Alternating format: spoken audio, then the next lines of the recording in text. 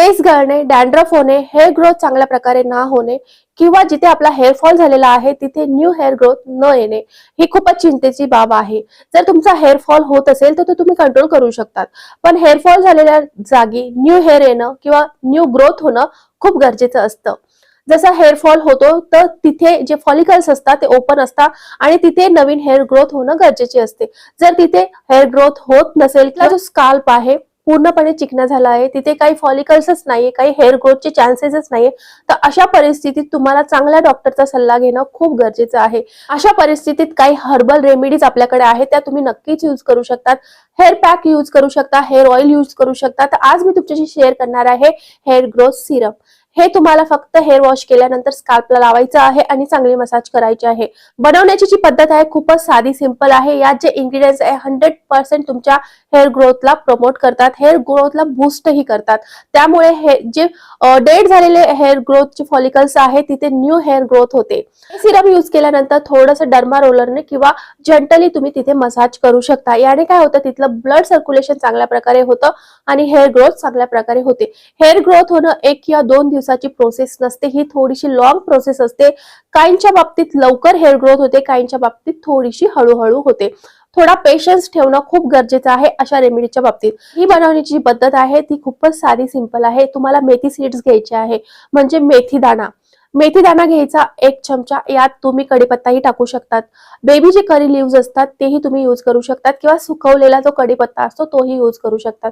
या सगळ्या ज्या वस्तू आहे ह्या हेअर ग्रोथला प्रमोटच करतात. आज तुम्ही पाणी घेत असाल तर अर्धा ग्लास होईपर्यंत चांगल्या प्रकारे बॉईल करायचं. जेवढेही इन्ग्रेडियंट्स आपण यूज केले आहे ते चांगल्या प्रकारे बॉईल होईल, याचा गुडनेस या पाण्यामध्ये येईल, अर्क पाण्यामध्ये येईल आणि आपल्याला इफेक्ट चांगला भेटेल. तर हे पाणी थंड करायचं, गाळून घ्यायचं आणि स्प्रे बॉटलमध्ये भरून ठेवायचं. 8 दिवस आरामात हे सिरम तुम्ही यूज करू शकतात. जर तुम्हाला फक्त हे पाणी यूज करायचं नसेल तर इसेन्शियल ऑइल नक्कीच यूज करा किंवा जे ऑइल तुम्ही यूज करा त्याचे काही ड्रॉप्स यात टाका आणि लावण्याआधी चांगलं हे मिक्स करून घ्या आणि नंतर स्काल्पला लावा. पूर्ण केसांना लावायची तशी गरज नाही, पण लावण्याआधी केस वॉश करून घ्या. जेव्हा आपण हेअर वॉश करतो त्याच्यानंतर तुम्ही हे तुमच्या स्काल्पला लावून मसाज करा. ओके. जर तुम्हाला ऑइली फील होत असेल तर नंतर तुम्ही पुन्हा वॉश करू शकता, पण ऍटलीस्ट 15 ते 20 मिनिटं तुमच्या स्काल्पवर हे सिरम असू द्या. याने हेअर ग्रोथ बूस्ट होते.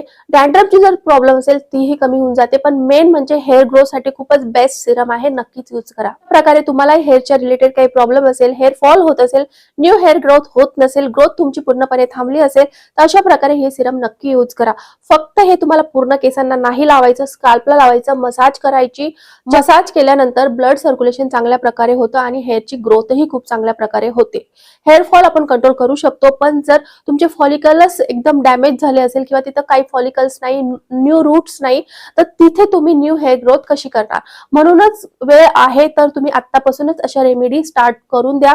हेअर फॉल सगळ्यांचा होतो. दिवसाला 100 हेअर जरी गळाले तरी ही एक नॉर्मल गोष्टच आहे. काही हेअर डेड असतात किंवा हेअरचंही एक लाईफ असतं, ते लाईफ संपल्यानंतर ते हेअर डेड होतात, निर्जीव निस्तेज होतात आणि ते गळून जातात. त्यामुळे एवढं टेन्शन घेण्याची गरज नाही. न्यू ग्रोथ होते की नाही याकडे जास्त लक्ष द्या. ओके.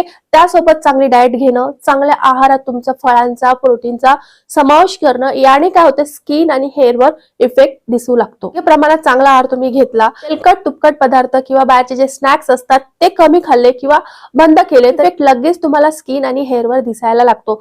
खासकर हेअरवर लगेच दिसतो, कारण जर तुमच्या आहारात किंवा तुमच्या बॉडीमध्ये काही चेंजेस होत असेल तर तुमचा हेअरफॉल खूप होत असतो. हे तुम्हीही ऑब्झर्व केलं असेल. काही वेळेस आपण मेडिसिन घेत असतो किंवा खूप काळापासून त्या मेडिसिन घेत असतो, त्यामुळेही हेअर आपले फॉल होतात, म्हणजे हेअर गळू लागतात. तर अशा परिस्थितीत तुम्हाला तुमची बॉडी काय रिझल्ट देत आहे किंवा काय सिम्पटम्स देत आहे हे ध्यानात घ्या आणि त्यानुसार डाएट ठेवा. हेअर पॅक यूज करा. हेअर ऑइल जे सूट होत आहे तेच यूज करा. नेहमी hair oil, heavy hair oil करण्यापेक्षा थोडंसं हेअर ऑइल घेऊन आपल्या स्काल्पला लावून जंटली मसाज करा. ओव्हरनाईट ठेवा किंवा केस धुण्याच्या आधी 2-3 तास केसांना लावा. ओके. खूप सारे लोक असं बोलतात की हेअर ऑइल लावण्याची गरज नाही, पण हेअर ऑइल एकदम स्किप नका करू, बंद नका करू, कारण ते आपण लहानपणापासून यूज केलेलं आहे. त्यामुळे आपल्याला त्याचा फायदा नक्कीच होतो. ब्लड सर्क्युलेशन चांगलं होतं, हेअर ग्रोथ बूस्ट होते, प्रमोट होते. म्हणून अशा प्रकारे वेळ आहे किंवा कमी वय आहे किंवा तुमचा आत्ताच हेअरफॉल स्टार्ट झाला आहे, केस थोडेसे थिन झाले आहेत, तर अशा रेमेडीज, असे जे घरगुती उपाय आहेत ते करायला स्टार्ट करा. हे जे सिरम आहे खूप इफेक्टिव्ह आहे. यात ज्या वस्तू तुम्ही बघितला, करीपत्ता म्हणजे कढीपत्ता, हेअर ग्रोथ साठी तो खूपच रामबाण इलाज आहे. ओके, याचे जे करी लिव्ज असतात, बेबी लिव्ज, ते जरी तुम्ही खाल्ले तरी तुमचा हेअरफॉल बंद होतो, हेअर ग्रोथ खूप चांगल्या प्रकारे होते. ट्राय अँड टेस्टेड आहे. शिवाय मेथी, तुम्हाला तर माहित आहे मेथी दाणा तर किती इफेक्टिव्ह आहे हेअर ग्रोथ साठी. याचं सिरम बनवून आपण अशा प्रकारे यूज केलेला आहे. नक्की यूज करा. याचा रिझल्ट 1 किंवा 2 दिवसात बिलकुल नाही भेटणार, मॅजिक नाही. ओके, काही दिवसात काही महिन्यात 100% इफेक्ट तुम्हाला दिसतो. हेअर केअर रुटीन मध्ये हे सिरम ऍड करून घ्या. फक्त स्प्रे करायचा आहे, बाकी काही नाही करायचं. तुम्ही स्प्रे करून तुमची हेअरस्टाईल किंवा जे नॉर्मल तुमचे हेअर केअर रुटीन असते ते तुम्ही फॉलो करू शकतात. बनवण्यात जास्त वेळ नाही लागत आणि लावण्यातही जास्त वेळ नाही लागत.